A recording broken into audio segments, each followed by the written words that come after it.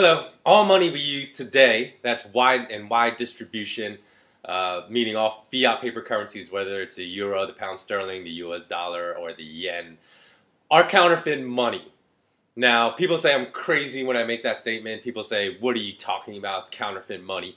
So I am actually going to show you a very simple example that should prove indisputably that we accept counterfeit money as our exchange of medium for goods and services today. Now, I've also written a blog article this month that has Executive 6102.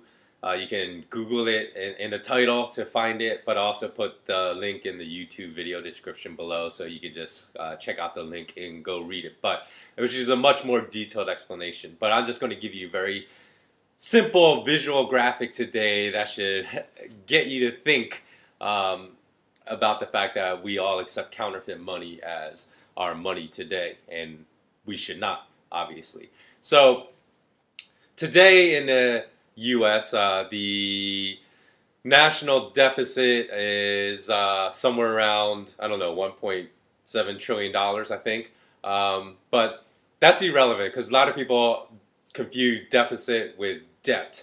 So I'm not even sure if that's the correct number, but the deficit is basically, it starts at zero on January 1st of every year. So it is actually just the accumulation of national debt, of the entire national debt every year. So what's more important to look at rather than just saying, oh my God, we almost added $2 trillion as our national deficit. No, that's just the addition to national debt. So the cumulative national debt is more important. So they say the government says the official figure is 16.7 trillion, which still is an enormous amount of money. But the problem is there's all these off-balance sheet liabilities that aren't included in that number. So in other words, there's still liabilities that the government is on the hook for, but they're not reporting them. So they're just lying again, like every other official government statistic, like inflation, like unemployment, which are gross underestimations of the actual numbers that exist in America today. So if we look at the actual national debt, and that means you have to add in all the liabilities like Social Security, even though it's a Ponzi scheme, and I know that sometimes all people get mad at me when I say it's a Ponzi scheme, but it is a Ponzi scheme because they took your money, which they should have left in the Social Security fund, but they transferred it out into another fund and it's all gone, so now they have to take money from the young to give to the elderly, which is ridiculous. That is the exact definition of a Ponzi scheme.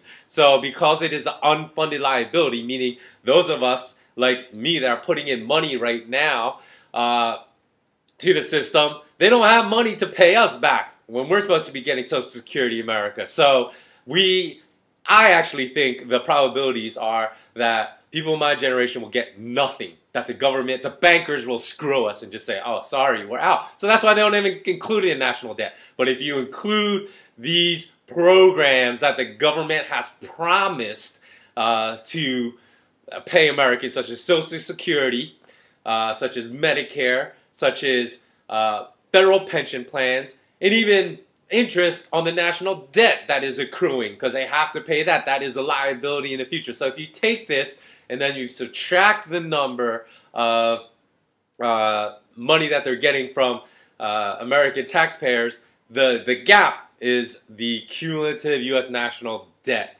And when you add that all up together, I've heard estimates from $100 trillion, not 16.7, to $220 trillion.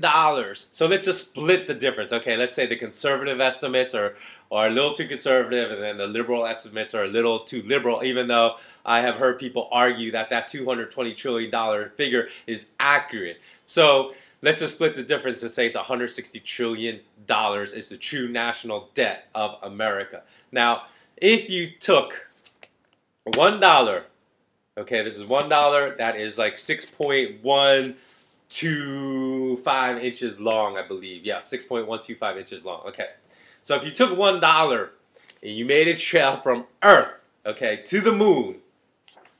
Okay, look at this little graphic. So I know it's really hard to see, but say here's Earth, okay, and here's Earth. Sorry.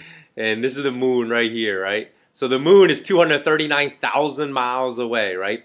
So if you took a $1 bill and put it, say this is Earth and there's the moon right here, and you put them side by side, that our current national debt for America of $160 trillion could reach to the moon.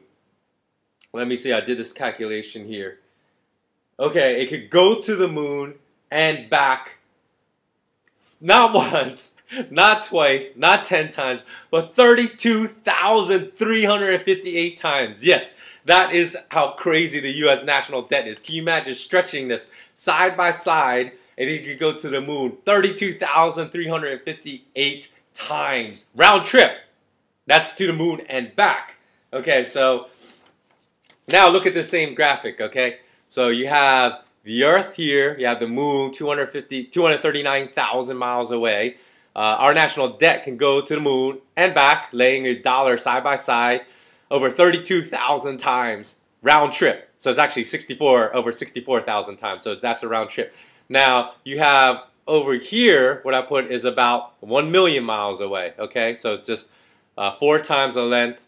A little, I'm just rounding 239,000 to 250,000 miles. Okay, so you have the sun, right? So you see this distance from the Earth to the moon, and that over here is 1 million. So the sun is actually 93 million miles away. So you have to think. I couldn't even put the sun on this graph if I'm trying to make it somewhat to scale, because you have 1 million. You gotta imagine 93 times. So it's going to be way, all the way far to my left. Okay, 93 times that. So here's the sun, 93 million miles away. So this is how ludicrous the U.S. national debt is. Remember, it is $160 trillion if you add in all the unfunded liabilities that the government is on the hook for, that they're not reporting, and they're keeping off balance sheet. So you could go not only to the moon with our national debt of $160 trillion, but you could go to the sun. To the sun. If you stacked one of these side by side, you could go to the sun 93 million miles away and back with our national debt. Not once, not 10 times, not 20 times, not 30 times, not 40 times, not 50 times. You can go to the sun and back 83 times with a national debt. 83 times, laying down a dollar side by side from the Earth's crust to the sun. So that is insane. That alone should tell you that we are operating on a counterfeit money system. So that is how you spot counterfeit money. If you have money where a government can go into so much debt that they owe enough money where you can stack that money side by side, and it can go to the moon and back over 32,000 times, to the sun 93 million miles away, and all the way back 83 times, then you know you spotted counterfeit money.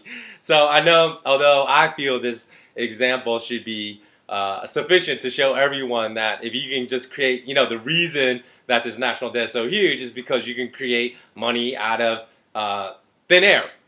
So it just assign whatever value you want to it, even though the intrinsic value of that paper is worthless, is zero. So that is why you need money backed by something like this. It's like a silver coin, right? Because this is real, you can feel it, it's actually worth something, and this is real money. But like I said, I know that this example, even though it should be obvious, patently obvious, I think, to people that we are using and accepting counterfeit money as real money today, and we flipped that paradigm on its head. I explain in much more detail why all fiat currencies, not just the US dollar, but the euro, the pound sterling, the yen, are all counterfeited by the central bankers. And again, I'll put the link to the article in my blog, theundergroundinvestor.com, where you can go read about this more in detail if you don't understand what I'm saying through this example. Okay, thanks for watching. Take care.